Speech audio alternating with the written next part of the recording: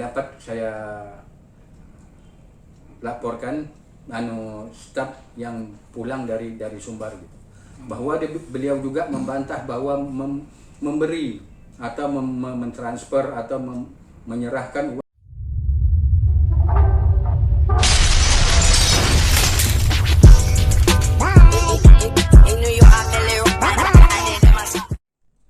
Selamat siang Pak Kabid. Selamat siang. Itu kan kemarin Bapak bilang bahwasanya tim dari DLHK khususnya dari Polhut turun ke Sumbar mengenai ada informasi alat berat yang ditemukan pada saat operasi gabungan di Bukit Betabu itu berada di Provinsi Sumatera Barat. Nah, kemarin kan sudah diturunkan tim ke sana untuk menyelidiki kebenaran atas informasi itu. Nah, bisa diceritakan Pak hasil dari tim yang turun ke Sumatera Barat, Pak? Ya, terima kasih. Alhamdulillah bahwa tim sudah pulang dari Sumatera Barat yang sebelumnya mereka sudah berkoordinasi sama Dinas Kehutanan Sumbar, dan foto yang beredar bahwa alat berat tersebut berada di Sumbar, Desa Kamang, dan di foto tersebut ada koordinat. Makanya tim sangat mudah menyusui koordinat tersebut. Sesampainya di sana, bahwa ada mungkin video yang beredar seseorang yang mungkin seseorang yang dianggap oleh masyarakat itu bernama Raisa. Padahal yang seseorang tersebut bukanlah si Raisa yang mana yang sama kita ketahui, yang beredar bahwa video tersebut bernama Raisa, padahal bukan gitu, bukan Raisa. Dan itu telah dikonfirmasi oleh langsung oleh suami Raisa bahwa beliau yang menyatakan itu bukanlah Raisa, tapi yang membantah itu ya suami Raisa. Dan Raisa juga suaminya sudah mengkonvert ke media gitu, udah ke Dewan First gitu, yang dapat saya laporkan staf yang pulang dari Sumbar gitu. Bahwa beliau juga membantah bahwa memberi atau mentransfer atau menyerahkan uang 50 juta kepada DLHK, dan itu tidak benar. Dan itu telah dikonfirmasikan oleh suami Resa itu sendiri. Jadi kami berharap juga pada masyarakat, marilah kita sama-sama mengawal perkara ini agar perkara ini betul-betul jalan pada koridornya dan mengungkap segala fakta. Dan siapapun yang ada nama, mungkin ada informasi, itu tetap kami akan mintai keterangannya. Mudah-mudahan dengan bantuan media juga, dengan bantuan masyarakat, agar memberi kami pada data-data atau keterangan yang valid, sehingga perkara ini dapat mudah untuk kita selesaikan secara baik dan secara hukum. Operasi yang di Bukit Betabu itu tetap dijalankan Pak ya? Iya, kami dari atas nama Kepala Dinas dan seluruh jajaran DLHK berharap kasus ini sampai kepada meja hijau. Jadi penyidik, tugas dan wewenang penyidik yang diberikan oleh KUHAP itu sampai pada P21. Juga penyerahan tersangka dan baru itu aturannya.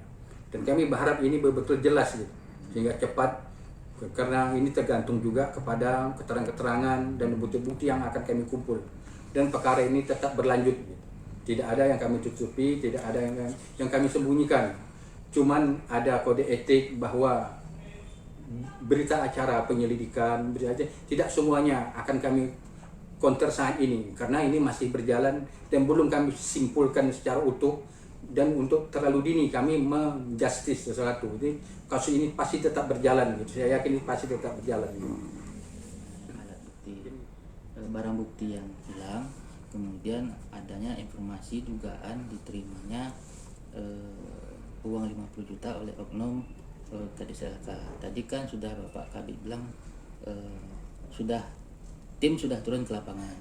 Nah, bisa diceritakan itu Pak, komitmen dari DLHK sendiri, karena kan seperti ada skala prioritas gitu Pak dalam penanganan perkara ini. Iya, terima kasih. Memang komitmen DLHK, khususnya kami DLHK ini fokus gitu terhadap penyelamatan hutan Bukit Batabuh. Dan kami memang banyak simpang siur berita yang mungkin menguras juga pemikiran dan tenaga kami, tapi kami fokus untuk penyelamatan Bukit Batabuh ini. Itu prioritas pertama. Kami berharap juga pada masyarakat janganlah terlalu cepat memvonis sebelum kami bisa selesai untuk perkara ini. Karena kami fokus kepada penanganan kasus ini agar hutan lindung Bukit Batabuh ini sama-sama kita menjadi kebanggaan Riau ataupun menjadi kita bersama.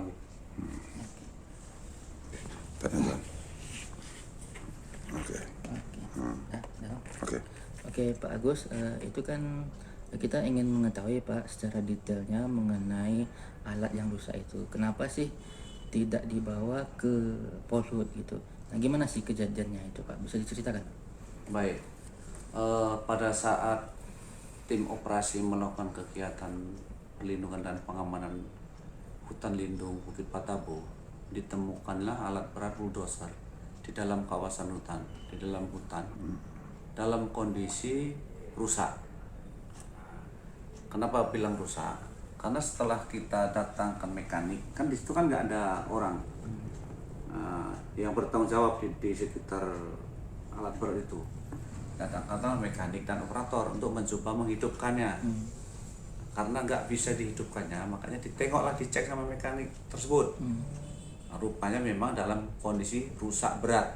Nah, rusak berat sehingga untuk mengupayakan dalam rangka proses penanganan perkaranya, sebagian dari onderdil alat berat tersebut dilakukan pengamanan, diambil yang bisa diamankan dibawa ke kantor sebagai bukti.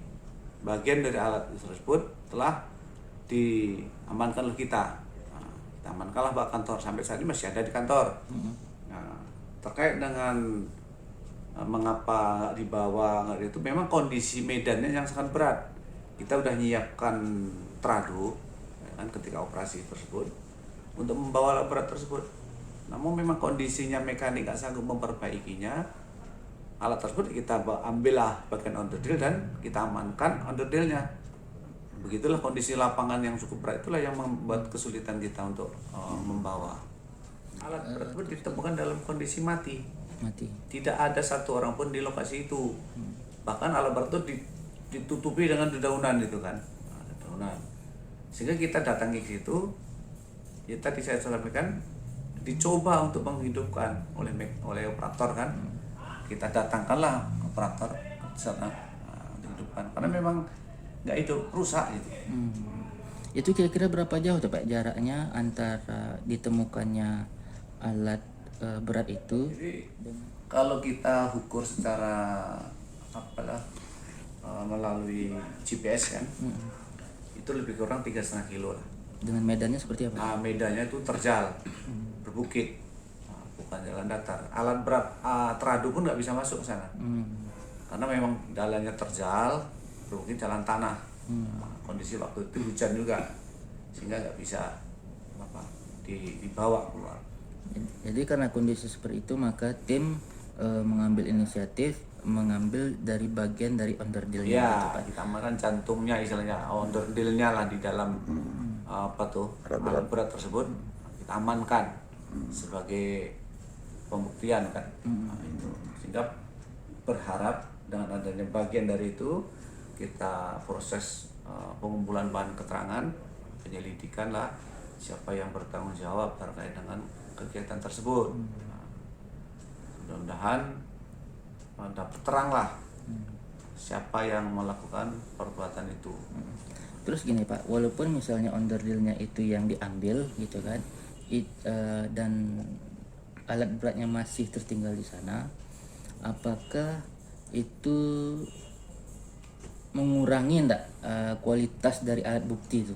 Ya, Berpengaruh nggak secara gitu? hukum kita diatur dengan alat bukti itu kan bukan barang bukti yang satu-satunya untuk menaikkan suatu perkara. di ketentuan pasal 184 KUHP menyatakan terkait dengan memproses perkara itu minimal ada 2 alat bukti. Bagian dari alat bukti itu sebagian dari alat bukti itu kan sudah menjadi pembuktian untuk kita bahwa alat itu disarana untuk membuka, ya kan, membuka kawasan hutan. Dan tentunya karena situasi kondisi yang bisa diamankan itu hanya bagian dari onderdil itulah menjadi bukti kita kan. Nah, siapa yang terkait nanti bertanggung jawab. Tentu dengan adanya nanti proses hukum, penyelidikan, pengumpulan bahan keterangan, memperterang suatu perkara ini.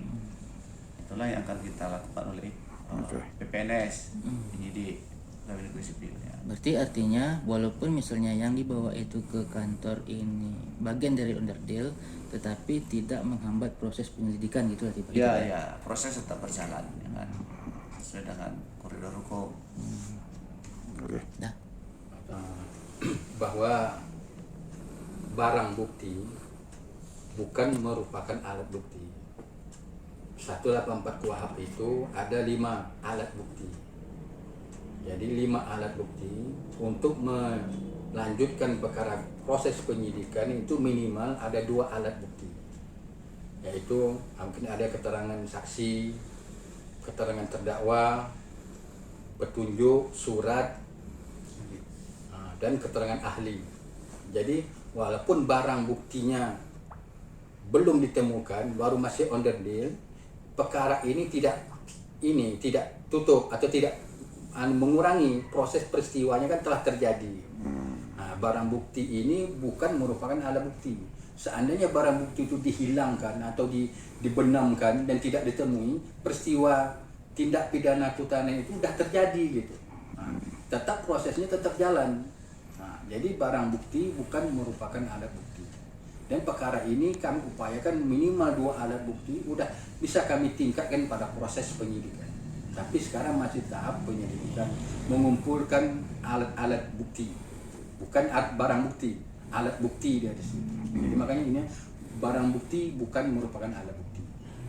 Karena alat bukti 184 itu saya katakan tadi ada keterangan saksi, ada keterangan ahli, ada petunjuk, ada surat, ada keterangan terdakwa nantinya. Keterangan terdakwa bisa dia menolak, bisa dia menerima. Nah inilah minimal 2 alat bukti bisa kita lanjutin pada proses penyidikan. Nah, mungkin begitu.